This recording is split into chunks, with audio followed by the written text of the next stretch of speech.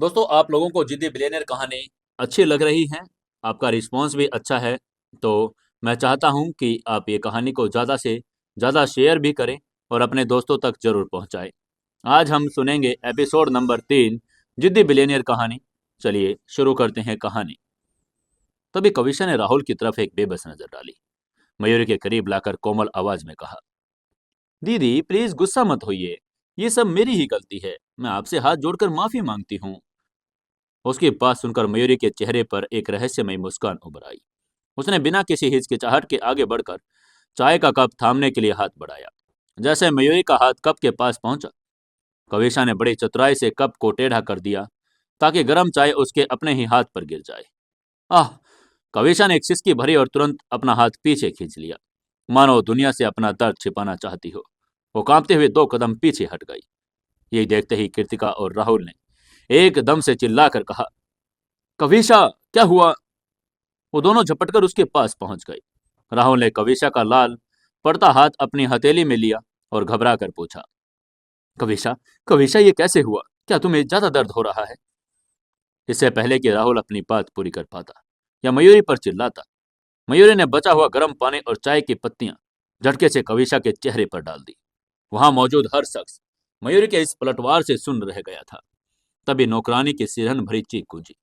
कविशा का चेहरा चाय के पत्तियों और फैले हुए मेकअप के साथ इतना हास्यास्पद लग रहा था कि एक दूसरी नौकरानी ने अपनी हंसी दबाने के लिए मुंह पर हाथ रख लिया।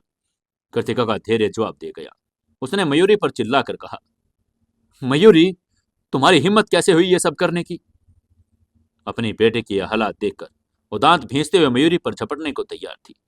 आगे से मयूरी ने बड़ी और खूबसूरत आंखों से मासूमियत भरकर कृतिका की तरफ देखकर कहा, कृतिका आंटी, मैंने क्या किया? आप इतनी डरावनी लग रही है तो मैं सहम गई और डर के मारे मुझसे ये सब हो गया है। उसकी नजरों में एक साफ संदेश था, कृतिका, नाटक बंद करो, यहाँ बहुत से लोग देख रहे हैं। कृतिका गुस्से से पागल होने वाली थी। उसे यकीन ही नहीं हो रहा था कि एक कल की लड़की उसे उसी के खेल में हरा देगी, लेकिन वो भी माहिर खिलाड़ी थी।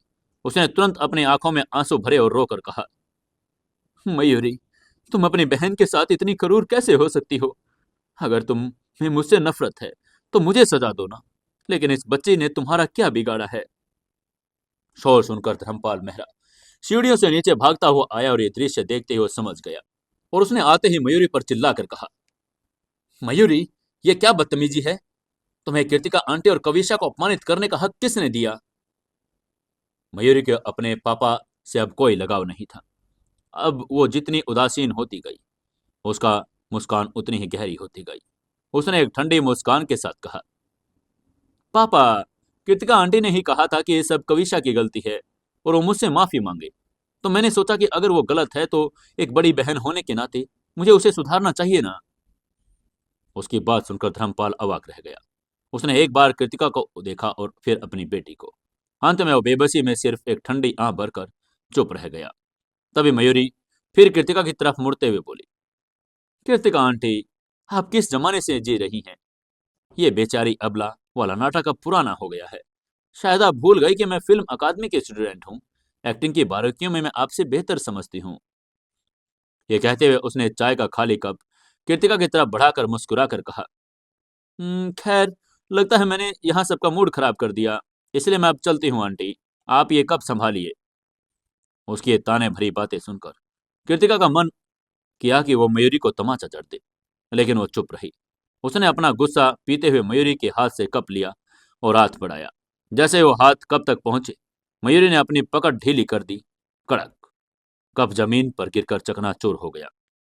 कप टूटता देखकर धर्मपाल और राहुल की आवाज एक साथ गूंजी। उन्होंने चिल्लाकर कहा, मयूरी!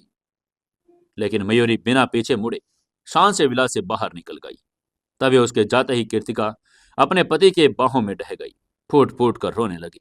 वहीं कविशा का चेहरा भी डर और अपमान से पीला पड़ चुका था। उधर मयूरी अभी बंगले के गेट तक नहीं पहुंची थी।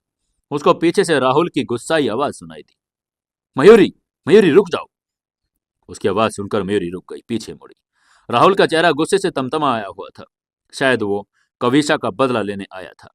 राहुल ने चिल्लाकर मयूरी से कहा, मयूरी, तुमने आंटी और कविशा को इतना जलील क्यों किया?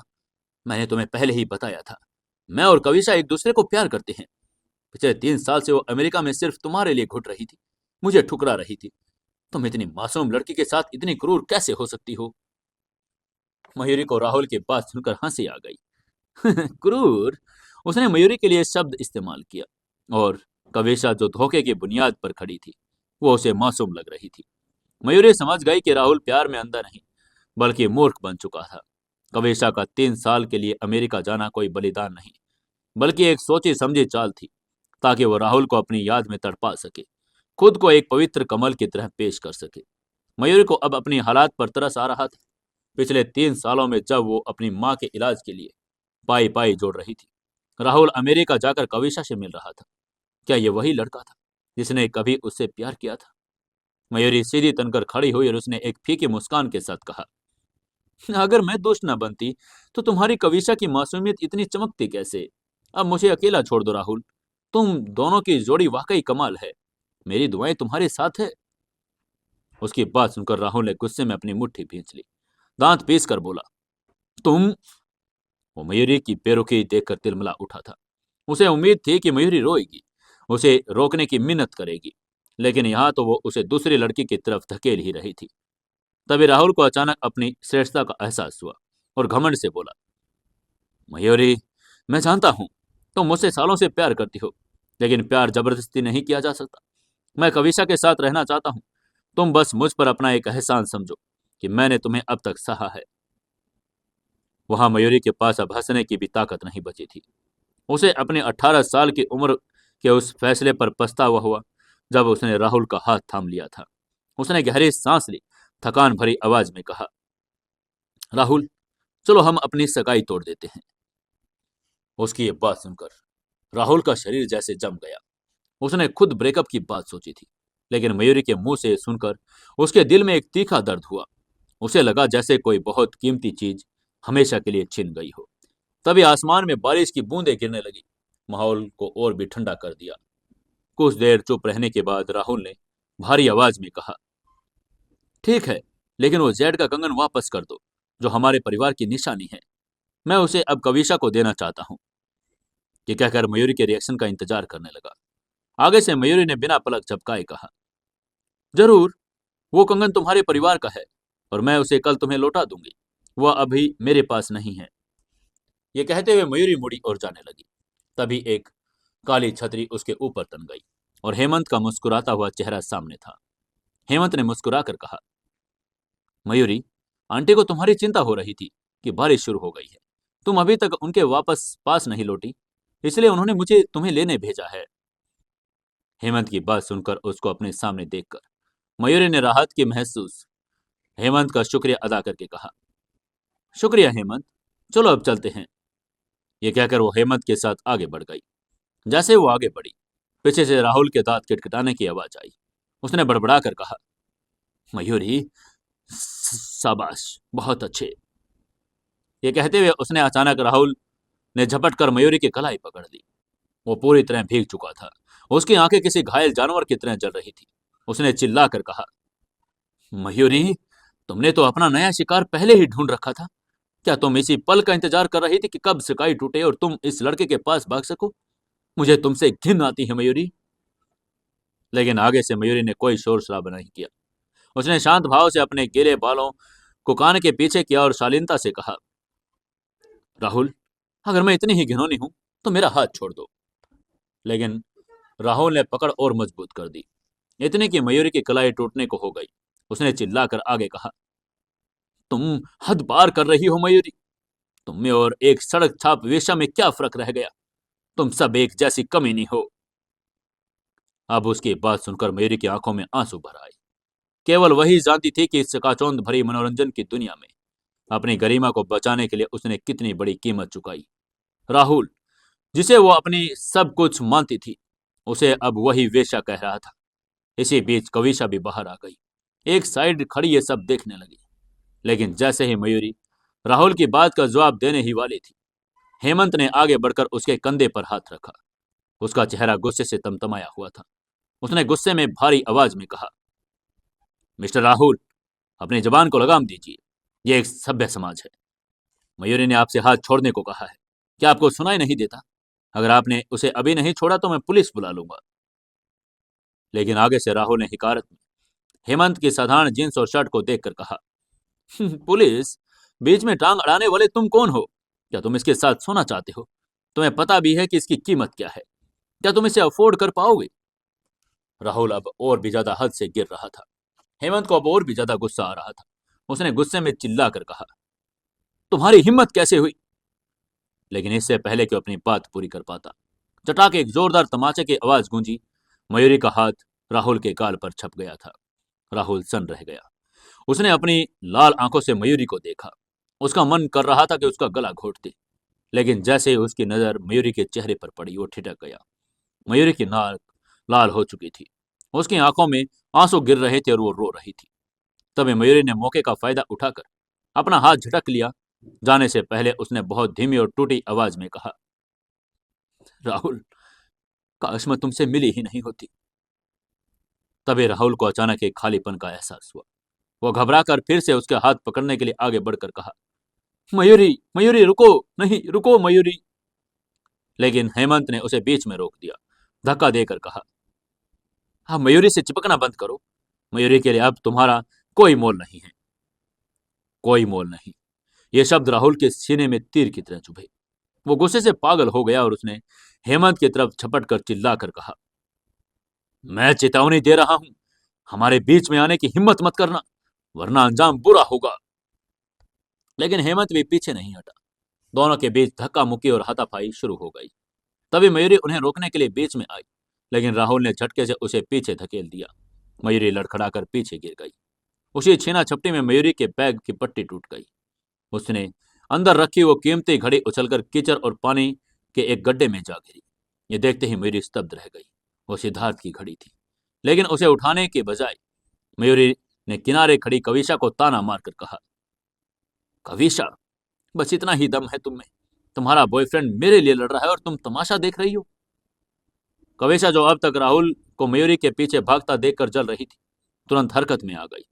वो जानती थी कि उसे फिर से महान बनना होगा। जैसे ही हेमंत ने पंच चलाया, कविशा दौड़कर राहुल के आगे ढाल बनकर खड़ी हो गई। उसने चिल्लाकर हेमंत से कहा, राहुल को चोट मत पहुंचाओ, मारना है तो मुझे मारो प्लीज। हेमंत ने इन वक्त पर अपना पंच रोक लिया। वह एक लड़के पर हाथ नहीं उठा सकता था। वहीं राहुल अपनी सुध बुध खो चुका था। लेकिन कविशा के इस बलिदान ने उसे हकीकत में वापस ला दिया। उसने मयूरी जैसी चरित्रहीन लड़की के लिए एक लड़के से हाथापाई की। क्या वो सही कर रहा था? उसे अपनी गलती का एहसास हुआ। उसने कविशा को बाहों में भर लिया और उसने झुककर कविशा के माथे को चूमा और बेहद कोमल आवाज में कहा, पागल लड़की, जब दो मर्द आपस में लड़ रहे हो तुम बीच में क्यों आई? अगर तुम्हें कुछ हो जाता तो मेरा क्या होता? कविशा ने राहुल की गर्दन में बाहें डाल दी। सिसक कर मुस्कुरा कर कहा, मैं तुम्हें कुछ नहीं होने दूंगी राहुल। अगर तुम्हें कुछ हुआ तो मैं जिंदा नहीं रहूंगी। इधर इन दोनों की गुटरगुट चालू थी। वहीं दूसरी तरफ मयूरी ने कीचड़ में पड़ी उस बेशकीमती घड़ी को देखा, फिर उस महान जोड़े को। उसे अब नफरत ही नहीं हो रही थी, बस एक गहरी थकान भी महसूस हो रही थी। वहीं राहुल पूरी तरह अंधा हो चुका था। उसकी नजरों में मयूरी अब एक नीच और निर्दयी लड़की थी। जब कविशा उसे दुनिया की सबसे कीमती और अनमोल लड़की लग रही थी, उसने खुद को यकीन दिला लिया कि कविशा ही उसके प्यार के काबिल है।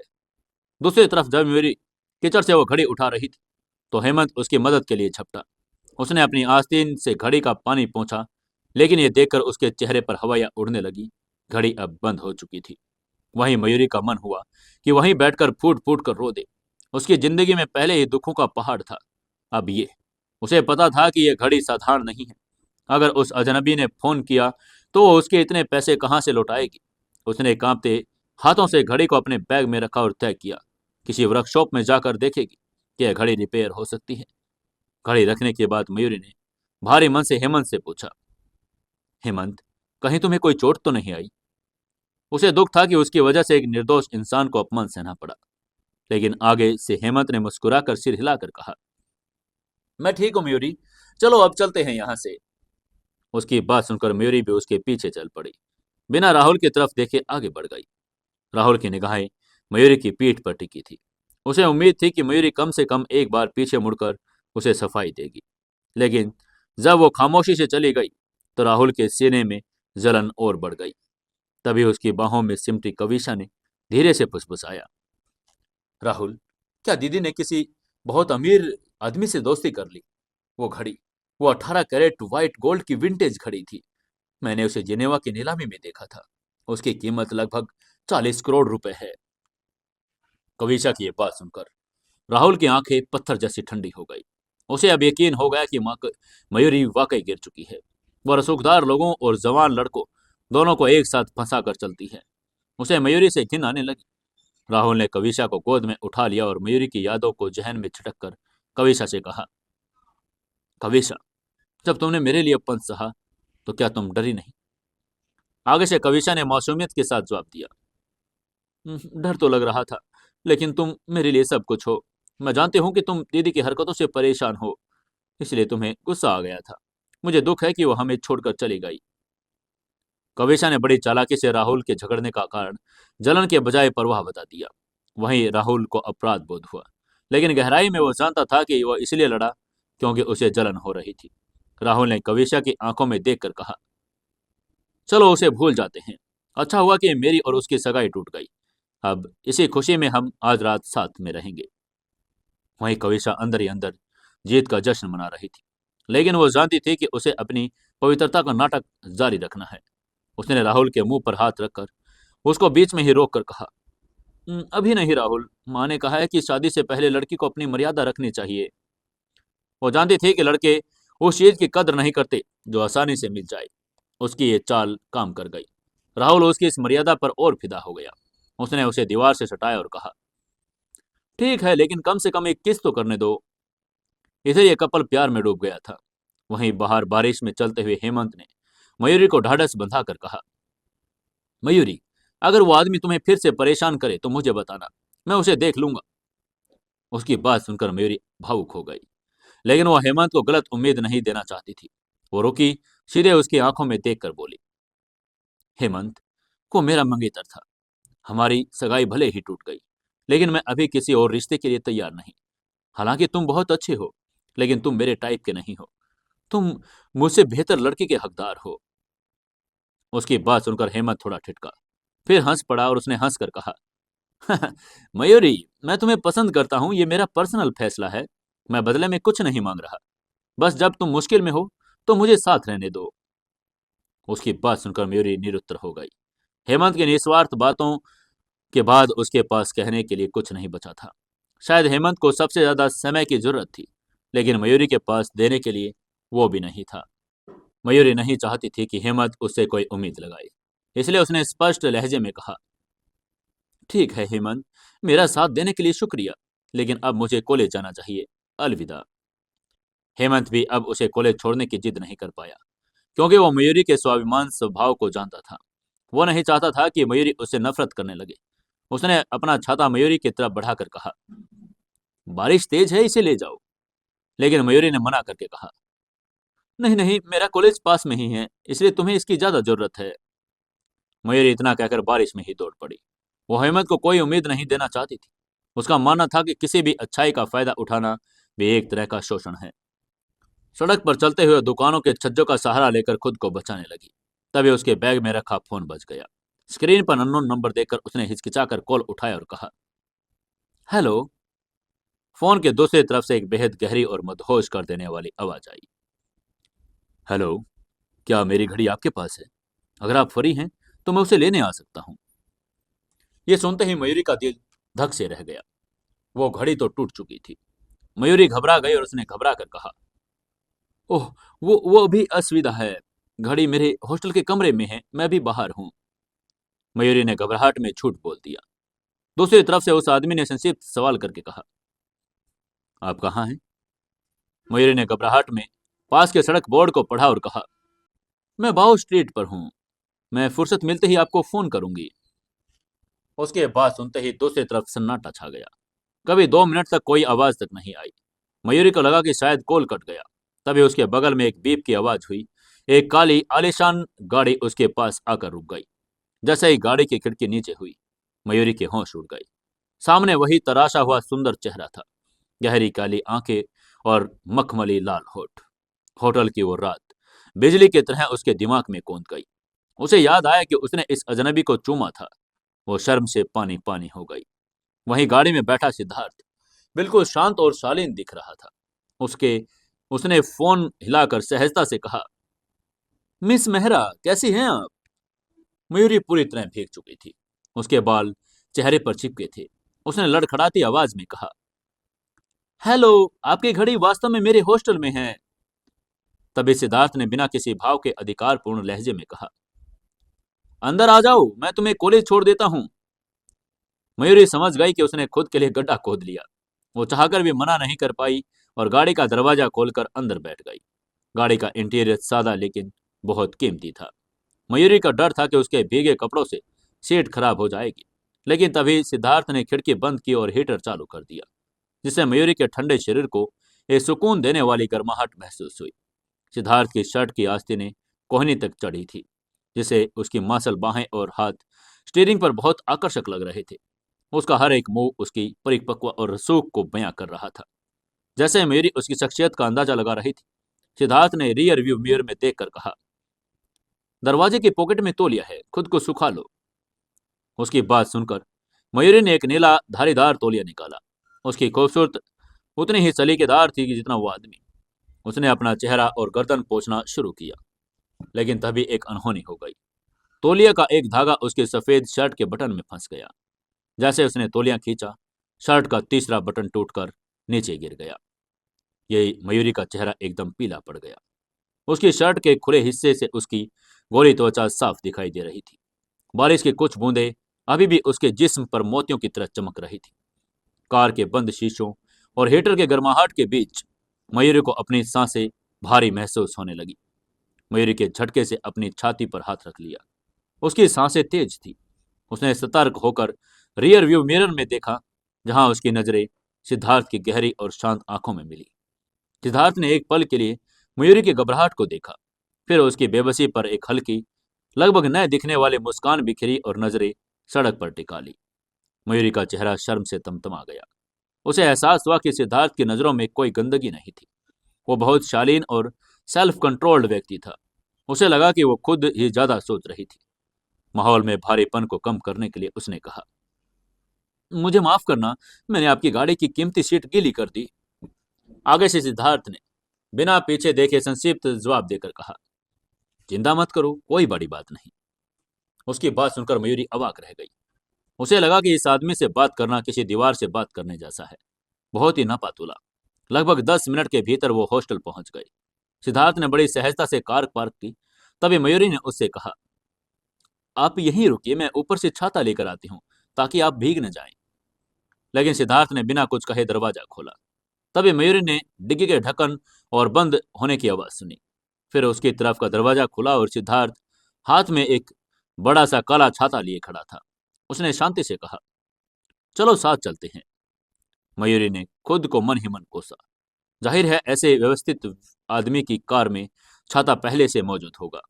इसके बाद वो उसके साथ अपने हॉस्टल के रूम की तरफ चल पड़ी। तीसरी मंजिल पर पहुंचकर मयूरी ने अपने कमरे की चाबियां निकाली। वो काफी असहाय महसूस कर रही थी। उसने धीरे से सिद्धार्थ से कहा, क्या आप यहाँ गैलरी में इंतजार करेंगे? मैं बस 5 मिनट में कपड़े बदल कर आती हूँ। आगे से सिद्धार्थ ने, जो कद में मयूरी से काफी लंबा था, बस हल्के से सिर हिलाकर सहमति जता दी। इसके बाद कमरे के अंदर पहुंचकर मयूरी ने गुलाबी रंग की शर्ट और सफेद पेंसिल पहन ली। उसने अपने गीले बालों को तौलिए से पूंछा, लेकिन उसका दिमाग अभी भी उस टूटी हुई घड़ी पर अटका था। कर्जदार ठीक दरवाजे के बाहर खड़ा था और उसके पास पैसे चुकाने के लिए एक धेला भी नहीं था। उसने तय किया कि वो फिलहाल घड़ी के बारे में कोई बहाना बना देगी, बाद में उसे ठीक कराने की कोशिश करेगी। जैसे मयूरी ने कमरे का दरवाजा खोला, वो दंग रह गई। आमतौर पर सुनसान रहने वाला कॉरिडोर आज लड़कियों से खचाखच भरा था। उसकी कॉलेज मेट्स और हॉस्टल की दूसरी लड़कियां भी किसी फैन गर्ल की तरह सिद्धार्थ को घूर रही थी। कुछ लड़कियां तो लगभग शुद्ध बुद्ध खो चुकी थी। उनमें से एक लड़की ने आंख भरकर कहा, वाह, ये किसका बॉयफ्रेंड है? इसके पैर देखो कितने लंबे हैं। ये तो किसी टॉप मॉडल से भी ज्यादा हैंडसम है। दूसरी ने फुसफुसा कर कहा, अरे इसका ऑरा तो देखो, कितना मैच्योर और बुद्धिमान लग रहा है। मयूरी ने देखा कि सिद्धार्थ दीवार के सहारे आलस में टिका हुआ था। उसका एक पैर थोड़ा सा मुड़ा हुआ था, बायां हाथ जेब में था और दाहिने हाथ में जलती हुई सिगरेट थी। वो इतना शांत मानो उसे आसपास की भीड़ और लड़कियों की फुसफुसाहट से कोई फर्क नहीं पड़ा। उसके होठों से धुएं के छल्ले निकल रहे थे, जो उसके रहस्यमय पर्सनैलिटी को और भी निखार रहे थे। तब इस सिद्धार्थ की नजर मयूरी पर पड़ी। उसने मयूरी को ऊपर से नीचे तक देखा। उसकी आंखों में एक ऐसी सौम्यता थी जिसमें मर्दानगी का गहरा एहसास था। उसने शांति से अपनी सिगरेट बुझाई, कूड़ेदान में फेंक दी और मयूरी से पूछा, हो गया?" मयूरी ने दरवाजा खोला और हल्के से कहा, अंदर आ जाओ।" जैसे ही सिद्धार्थ अंदर आया, मयूरी ने बाहर लड़कियों की खुसर पुसर सुनी। अरे, क्या ये मयूरी का बॉयफ्रेंड है? क्या वो साथ रहते हैं? यह सुनकर मयूरी का चेहरा एक बार फिर लाल हो गया। दरवाजा बंद करते समय उसकी नजर सिद्धार्थ के सूट के दाहिने हिस्से पर पड़ी, जो पूरी तरह भीग गया था।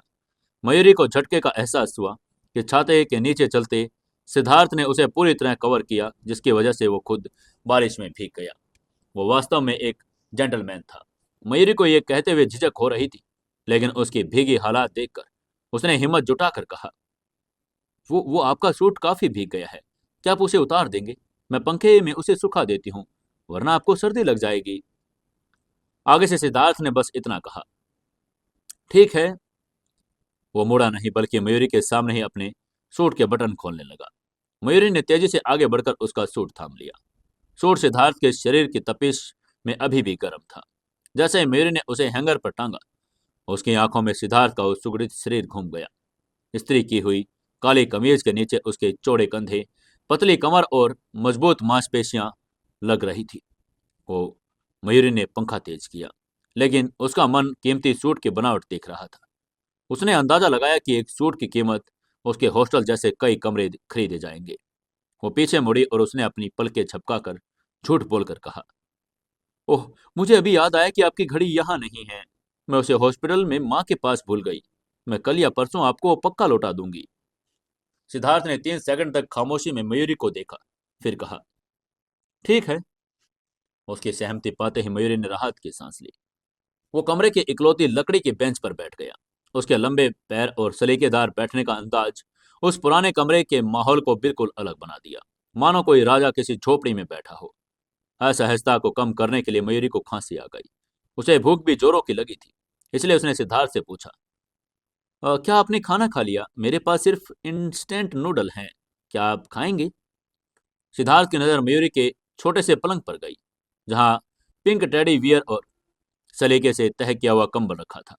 वो समझ गया कि मयूरी ने सिर्फ शिष्टाचार पूछा है, लेकिन फिर भी उसने जानबूझकर कहा, जरूर। उसकी हाँ सुनकर मयूरी दंग रह गई। उसने मन ही मन सोचा, "ओह, मुझे पूछना ही नहीं चाहिए था।" लेकिन अब उसके पास कोई रास्ता नहीं था। उसने चुपचाप जाकर इंडक्शन कुकर चालू किया। पानी उबलते ही उसने उसमें नूडल्स डाल दिए। चॉपस्टिक से नूडल्स चलाकर समय उसकी उंगली गर्म बर्तन से छू गई, जिससे उसने एक हल्की सी आंख भरी। ओह! उसने तुरंत अपनी उंगली ठंडे पानी के नीचे रखी। तभी उसे याद आया कि कमरे में अंडे भी हैं। वो मुड़ी और पाक की वो आवाज आई। पूरे कमरे में अंधेरा छा गया। कमरे का फ्यूज उड़ गया। मयूरी अचानक अंधेरे से घबरा गई। वो किसी चीज से टकराकर दाएं तरफ गिरने ही वाली थी। एक मजबूत हाथ ने उसकी कमर थाम ली। यह सिद्धार्थ था। उसने अपने तरफ उसे खींचा और अगले ही पल मयूरी उसकी गोद में थी, जिससे मयूरी का पूरा जिस्म सिहर उठा। सिद्धार्थ के पैर पत्थर की तरह सख्त और मजबूत थे। अंधेरे में उसकी गर्म सांसें मयूरी के कान के पास महसूस हो रही थी। तभी सिद्धार्थ ने गहरी आवाज में पूछा, क्या तुम ठीक हो? वहीं मयूरी का दिल जोर से धड़कने लगा था। उसने कभी किसी मर्द का साथ इतनी नजदीकी से महसूस नहीं किया था। राहुल से सगाई के बाद भी उनके बीच हमेशा एक फासला रहा, लेकिन यह अजनबी, इसके शरीर से वो मोहक खुशबू आ रही थी जो उस रात होटल में थी। जब मयूरी ने कुछ देर तक कुछ नहीं कहा, तो सिद्धार्थ ने फिर पूछा, क्या तुम्हारी उंगली जल गई? मुझे देखने दो। वो मयूरी की तरफ मुड़ा और झुका। मयूरी को लगा जैसे वो उसकी बाहों में घेरे में समाती जा रही है। अंधेरे में सिद्धार्थ के होठ मयूरी के कान के पास बालों को छू गए। वो मर्दाना खुशबू मयूरी के पूरे नर्वस सिस्टम में बिजली की तरह दौड़ गई। उसका शरीर कांपने लगा और दिल की धड़कनें बेकाबू हो गई। उसे समझ ही नहीं आ रहा था कि ये सब इत्तेफाक था या कुछ और, लेकिन उस स्पर्श ने उसे पूरी तरह सुन्न कर दिया था। जैसे ही मयूरी को एहसास हुआ, सिद्धार्थ का हाथ उसकी जली हुई उंगली की तरफ बढ़ रहा था। उसने बिजली के झटके से अपना हाथ झटक दिया और जिससे सिद्धार्थ का शरीर एक पल के लिए अकड़ गया। मयूरी की सांसें अभी भी तेज थी। अंधेरे कमरे में इंसानी संवेदनाएं बड़ी तेज हो जाती है और वो अभी भी उसकी पत्थर जैसी सख्त जांघों पर बैठी थी। कुछ ही सेकंड बाद सिद्धार्थ ने बड़ी सहजता से अपनी चौड़ी हथेली से उसे सहारा दिया। उसकी स्किन के स्पर्श ने मयूरी के भीतर करंट दौड़ा दिया। मयूरी ने घबराहट में बगल में देखा। उसके सीने पर हाथ रखते हुए धीरे से कहा, नहीं। खिड़की से आती हल्की सी रोशनी ने उन दोनों की आंखें एक दूसरे में मिली। कमरा बिल्कुल खामोश था। मयूरी को इतना डरा हुआ और सजग देखकर सिद्धार्थ के होठों पर एक हल्की सी हंसी आ गई। उसने अपनी मदहोश कर देने वाली आवाज में सुस्ती से कहा, क्या सोच रही हो? अगर तुम मुझे अपनी उंगली नहीं दिखाना चाहती तो क्या तुम्हें अब खड़ा नहीं होना चाहिए, या फिर तुम अभी भी मेरी गोद में ही बैठना चाहती हो? उसकी ये बात सुनकर मयूरी झटके में खड़ी हो गई। उसे अपनी ही सोच पर इतनी शर्म आ रही थी। वो नजरें भी नहीं मिला पा रही थी। उसने सोचा कि सिद्धार्थ अब उसके बारे में क्या सोचेगा। क्या उसे लगा कि वो नखरे दिखा रही थी? मयूरी ने खुद को कोसकर मन ही मन में सोचा, मयूरी, तुम्हारा संयम कहाँ चला जाता है? तुम इतनी घबराई हुई क्यों हो? तभी कमरा अचानक रोशनी से भर गया। बिजली वापस आ गई। मयूरी ने शर्म से मुंह फेर लिया और बुदबुदा कर कहा, मैं नूडल्स बना देती हूँ।" ये कहकर वो वापस काम पर लग गई। कुछ ही देर में मेज पर नूडल्स के 2 कटोरे सजे थे। ऊपर रखे सुनहरे अंडे और उनकी खुशबू ने कमरे का माहौल बदल दिया। सिद्धार्थ लकड़ी की उस पुरानी बेंच पर बैठ गया जबकि मयूरी बिस्तर के किनारे। दोनों बिना कुछ देर बोले नूडल्स खाने लगे। सिद्धार्थ इतने सलीके से खा रहा था, मयूरी उसे चुपचाप देखती रह गई। उसके हाथ पतले और नाखून बड़े साफ सुथरे थे। खाना खत्म होने के बाद मयूरी ने उसे टिश्यू पेपर दिया और फिर हैंगर से उसका सूट उतार कर ले गई। उसने वो सूट सिद्धार्थ को वापस देकर कहा, आपका सूट अब सूख गया है, आप इसे पहन सकते हैं।" सिद्धार्थ ने सिर हिलाकर कहा, हम्म लेकिन उसने वो सूट पहना नहीं, बल्कि अपनी बाह पर टांग लिया। उसने मयूरी की तरफ देखकर एक मोहक मुस्कान के साथ कहा, इस मेहमानवाजी के लिए शुक्रिया, फिर मिलेंगे। ये कहकर वो कमरे से बाहर निकल गया। जैसे उसकी पीठ ओझल हुई, मयूरी को याद आया कि उसका नाम तक नहीं जानती। वो दौड़कर खिड़की के पास गई। हड़बड़ी में उसका घुटना मेज से टकरा गया, लेकिन उसने परवाह नहीं की। मयूरी ने देखा नीचे सिद्धार्थ की गाड़ी स्टार्ट हुई और देखते ही देखते गायब हो गई। वो उसे उसका नाम भी नहीं पूछ पाई। वो निराशा में वापस अपने कमरे में चली गई। निराश होकर बिस्तर पर बैठ गई। उसे लगा कि उसकी जिंदगी का वो छोटा सा खूबसूरत सपना टूट गया हो। तभी नीचे कार के हॉर्न की आवाज आई। मयूरी चौंक गई और मन ही मन में सोचा, क्या वो वापस आ गया? उसने बालकनी से नीचे देखा। वही काली गाड़ी फिर नीचे खड़ी थी। सिद्धार्थ गाड़ी से टिक कर खड़ा था। उसका बायां हाथ जेब में था और दाहिने हाथ में कागज का थैला। उसने अपनी चमकदार आंखें ऊपर उठाई और मयूरी को देखा। उसने ऊंची आवाज में चिल्लाकर मयूरी से कहा, इस करीम को दिन में 2-3 बार लगाना। इसमें सर्दी से बचाव की दवा भी है। सोने से पहले गर्म पानी के साथ ले लेना। मयूरी ने अपनी जली हुई उंगली को मुट्ठी में भींच लिया। उसकी आंखों में चमक आ गई। पिछले 3 सालों में राहुल या उसके परिवार के किसी भी मेंबर ने उसे इतना अपनापन महसूस नहीं कराया था। उसने कभी नहीं सोचा था कि इतना रसूखदार आदमी इतना दयालु और परवाह करने वाला होगा। मयूरी मुस्कुराए बिना नहीं रह पाई। लेकिन तभी उसे एहसास हुआ कि सिद्धार्थ ने अपनी कार ठीक उसके बेडरूम के नीचे खड़ी की। उसे शर्मिंदगी महसूस हुई। क्या उसे नहीं पता था कि हॉस्टल की लड़कियां सब देखकर क्या क्या बातें बनाएंगी? सिद्धार्थ की आवाज सुनते ही मयूरी के जवाब देने से पहले ही हॉस्टल की अन्य लड़कियों के चिल्लाने का शोर मच गया। एक लड़की ने चिल्लाकर कहा, हाय सर, क्या आप मुझसे बात कर रहे हैं? मेरी उंगली कब जल गई थी? दवा के लिए शुक्रिया। तभी एक और लड़की ने एक्साइटमेंट में कहा, सर प्लीज मेरी तरफ देखिए, क्या मुझे आपका नंबर मिल सकता है? ये सब देखकर मयूरी के चेहरे पर मुस्कान पल भर में गायब हो गई। उसने देखा कि हॉस्टल की लगभग हर खिड़की खुल चुकी थी। कई लड़कियां बाहर भी झांकने लगी थी। मयूरी को झुंझलाहट हुई। सिद्धार्थ जैसे मैच्योर और प्रभावशाली पर्सनैलिटी वाले आदमी किसी चुंबक से कम नहीं थे, जो मात्र खड़े रहकर ही सबका ध्यान अपनी तरफ खींच लेते। मयूरी को ऐसा महसूस हुआ कि मानो उसका कोई पसंदीदा खिलौना उसे छीन रहा हो। वो इतनी चिढ़ गई जब सिद्धार्थ ने दवा का थैला फूलों की क्यारी पर रखा, हाथ हिलाकर अलविदा कहा, तो मयूरी ने उसे कोई जवाब नहीं दिया। वो दीवार के पीछे छिप गई और उसे अपनी ठंडी पीठ दिखाकर अंदर चली गई। सिद्धार्थ उसकी बचकानी हरकत पर मुस्कुराया। दरवाजा खोला और उसकी गाड़ी वहां से ओझल हो गई। जैसे ही गाड़ी गई, हॉस्टल में भगदड़ मच गई। किसी ने चिल्लाकर कहा, चलो नीचे, जिसे वो बैग मिलेगा वो हैंडसम आदमी भी मिल जाएगा। लड़कियां पागलों की तरह सीढ़ियों की तरफ दौड़ी, लेकिन जब सबसे तेज दौड़ने वाली लड़की क्यारी के पास पहुंची तो वहां कुछ नहीं था। बैग गायब था। सब हैरान थे, लेकिन उसी समय हॉस्टल के पिछले मोड़ पर छिपी मयूरी अपनी सांसें स्थिर कर रही थी। उसके हाथ में वो कागज का थैला था। मयूरी के मन में उसने सोचा, मूर्ख लड़कियां, जब शॉर्टकट पता हो तो सीढ़ियों से भागने की क्या जरूरत। मुझसे जीतना इतना आसान नहीं है। वो रात ऐसे ही बीत गई। अगली सुबह मयूरी अपनी माँ चंचल से मिलने हॉस्पिटल पहुंची। वहां गलियारे में उसे डॉक्टर प्रमोद मिले। डॉक्टर का चेहरा गंभीर था। उन्होंने मयूरी को देखकर गंभीरता से कहा, मयूरी, मेरे कैबिन में आओ। उसकी बात सुनते ही मयूरी का दिल बैठ गया। वो जानती थी कि कुछ ना कुछ तो गड़बड़ है। वो उनके पीछे पीछे उनके कैबिन में चली गई। कैबिन में डॉक्टर ने एक्सरे और एमआरआई रिपोर्ट निकाल कर कहा, मयूरी, तुम्हारी माँ की किडनी की हालत बहुत बिगड़ गई है। अब सिर्फ दवाओं से काम नहीं चलेगा। उन्हें जल्द से जल्द किडनी ट्रांसप्लांट की जरूरत है। उसकी बात सुनकर मयूरी का चेहरा सफेद पड़ गया। उसने घबरा कर कहा, क्या डॉक्टर?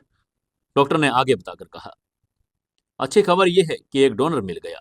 ऑपरेशन 3 दिन के भीतर हो सकता है, लेकिन तुम्हें पैसों का इंतजाम करना होगा। उसकी बात ध्यान से सुनने के बाद मयूरी ने कांपती आवाज में पूछा, डॉक्टर, कितना खर्च आएगा?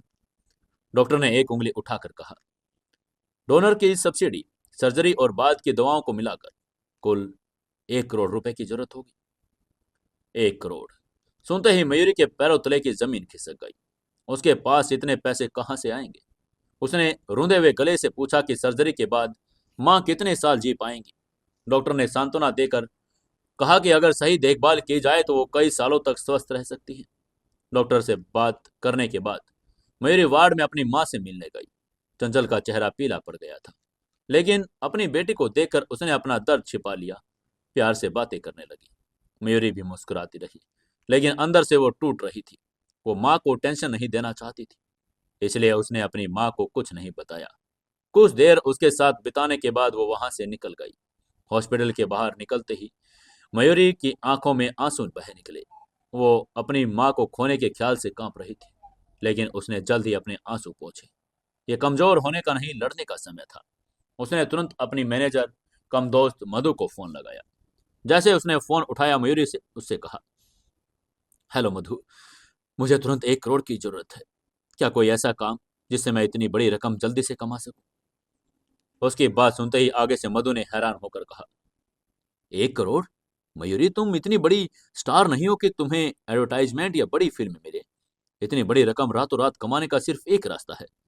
क्यों ना मैं तुम्हारे लिए किसी रसूखदार आदमी के साथ डिनर का इंतजाम करूं? मयूरी ने बिना सोचे समझे मधु के प्रस्ताव को ठुकरा कर कहा, नहीं मधु। मधु ने उसको समझाने की कोशिश करके कहा, मयूरी समझो, तुम्हें सिर्फ एक डिनर पर जाना है, इतना विरोध मत करो। उसकी बात सुनकर मयूरी की आंखों में ठिठुरन सी आ गई। उसने घबरा कर कहा, मधु, दुनिया इतनी भोली नहीं है। कोई सिर्फ खाना खाने के लिए 1 करोड़ दे दे, बिना बिस्तर पर गए या छुए हुए। एंटरटेनमेंट वर्ल्ड में कोई इतना बड़ा दानी नहीं। मैं राहुल की बात कहीं सच साबित नहीं करना चाहती। मैं अपना शरीर नहीं बेचूंगी मधु। उसे पता था कि अगर उसने एक बार भी अपनी गरिमा से कॉम्प्रोमाइज किया तो वो फिर कभी सिर उठाकर नहीं जी पाएगी। और उसकी माँ को पता चला कि उसने उसकी जान बचाने के लिए अपनी बेटी से ही सौदा करवा लिया तो वो इलाज से पहले ही मर जाएगी। तभी कुछ देर सोचने के बाद मधु ने एक्साइटेड होकर कहा, मयूरी रुको, मुझे कुछ याद आया। पिंक लेडी फिल्म की कास्टिंग शुरू हो रही है। मैंने मेन रोल के लिए 1 करोड़ की साइनिंग अमाउंट दिया जा रहा है। उसकी बात सुनकर मयूरी की आंखों में उम्मीद चमक गई। उसने खुश होकर कहा, ओह सच में? कहाँ है कास्टिंग? मैं भी जाना चाहती हूँ। तभी मधु ने उसको अपनी लोकेशन बताई। तुरंत मयूरी उसके पास पहुंच गई। उसके बाद मधु मयूरी को लेकर एक आलीशान बिल्डिंग के गेट पर पहुंची, जहां ऑडिशन चल रहे थे। वहां पहुंचकर मधु ने गहरी सांस लेकर कहा, मयूरी, शुक्र है मेरी पहचान से प्रोड्यूसर हैं, वरना बिना प्रिलिमिनरी राउंड के यहाँ घुसना नामुमकिन था। अगर अब तुम यहाँ सेलेक्ट हो गई तो 1 करोड़ रुपए तुम्हारे होंगे। उसकी बात सुनकर मयूरी ने इमोशनल होकर मधु का हाथ थाम लिया। उसने शुक्रिया अदा करके कहा, शुक्रिया मधु, मैं तुम्हारा ये एहसान कभी नहीं भूलूंगी। लॉबी में कदम रखते ही मयूरी दंग रह गई। वहां शहर की सबसे खूबसूरत और जवान लड़कियां मौजूद थी, सबसे कीमती और भड़कीले कपड़े पहने। वहां बड़े बड़े कैमरे, प्रोम्स और सेट लगे थे, जो ये बता रहे थे कि ये बहुत बड़े बजट की फिल्म है। तभी लॉबी में फुसफुसाहट आवाज शुरू हो गई। सीओ राहुल आ रहे हैं। मयूरी ने मुड़कर देखा। काले कोट में राहुल पूरे रसूख के साथ अंदर दाखिल हो रहा था। मयूरी को हैरानी नहीं हुई। एंटरटेनमेंट एम्परर का मालिक होने के नाते राहुल इस इंडस्ट्री का बेताज बादशाह था। उसके एक इशारे पर किसी भी कीमत और किसी की भी किस्मत बन जाए और किसी की भी बिगड़ जाए। लेकिन मयूरी की नजरें तब जम गई जब उसने राहुल के बगल में कविशा को देखा। कविशा ने पीले रंग का टॉप और पोल्का डार्क स्कर्ट पहनी थी, जिसमें वो किसी मासूम परी की तरह लग रही थी। मयूरी समझ गई, कविशा को फिल्म में लाने के लिए राहुल खुद यहाँ आया है। कविशा जन्मजात एक्टर थी, हमेशा नाटक करने में माहिर। मयूरी के बगल में बैठी लड़कियों ने राहुल की ओर देखकर आंखें भरी। 3 साल पहले जो राहुल सिर्फ मयूरी का था, आज वो करोड़ों लड़कियों का ड्रीम मैन बन चुका था। तभी मधु ने सिर्फ चिंता में मयूरी की आस्तीन खींची। मयूरी ने उसे आश्वस्त करने के लिए अपनी आंखें झपकाई, मानो कह रही है कि वो ठीक है। तभी एक फिल्म अधिकारी ने कविशा की तरफ इशारा करके राहुल से पूछा, राहुल सीओ स्वागत है। सब आपका ही इंतजार कर रहे थे, लेकिन ये अपने बगल में खड़े खूबसूरत लड़की कौन है? राहुल पूरी तरह अंदर आ गया। तभी अचानक उसकी नजर भीड़ में खड़ी मयूरी पर पड़ी। मयूरी ने नॉर्मल सफेद शर्ट, जींस और एक हरा लंबा कोट पहना था। उसके कपड़े कीमती नहीं थे, लेकिन उसकी सादगी और शालीनता उसे उस भीड़ के सबसे अगल और आकर्षक बना रही थी। वो किसी बनावट के वहां मौजूद थी और महंगी ड्रेस वाली लड़की पर भारी पड़ रही थी। राहुल की आंखें मयूरी पर टिक गई। माहौल में एक अजीब सा तनाव फैल गया। मयूरी की सादगी और उसकी सफेद शर्ट जींस का तालमेल ऐसा था कि वो बिना किसी गहने के भी चमक रही थी। राहुल ने उसे देखा। उसके मन में जलन की एक लहर उठ गई। उसे याद आया कि कैसे वो कल हेमंत के साथ खड़ी थी। राहुल ने खुद को शांत किया और मन में सोचा, चाहे तुम कितने भी मासूम बनो, मेरी नजरों में तुम गिर चुकी हो। राहुल ने अपनी आवाज बुलंद की और घोषणा की, कविशा मेरी लवर है। अब क्या असर ये पड़ेगा सब लोगों पर? सब लड़कियां क्या सोचेंगी? और सबसे जरूरी बात, क्या अब मयूरी को ये साइनिंग अमाउंट 1 करोड़ रुपए मिलेगी या नहीं? जानने के लिए जुड़े रहिए अपनी कहानी जिद्दी बिलेनियर के साथ। दोस्तों, कहानी को ज्यादा से ज्यादा शेयर करें, कमेंट करें और लाइक जरूर करें। दोस्तों, हम धीरे धीरे इसका टाइम भी बढ़ा रहे हैं, तो आप लोग निश्चिंत रहें और साथ ही साथ अपनी कहानी पर कमेंट करके जरूर बताते रहें कि आपको कहानी कैसी लग रही है।